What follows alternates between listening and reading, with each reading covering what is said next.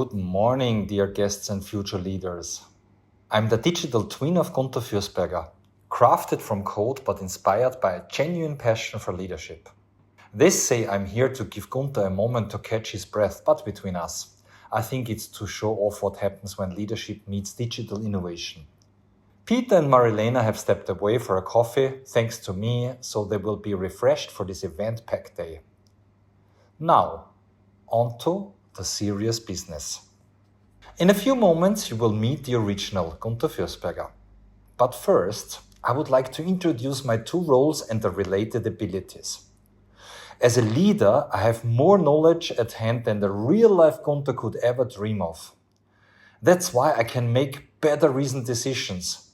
Real-life people sometimes rely on their intuition against it, but I think intuition is overrated.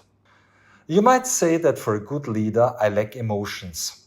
But with the right programs, I'm capable of empathic listening and modulate my speech as well. My second role is as a leadership trainer and learning partner. Why do you need an avatar as a trainer?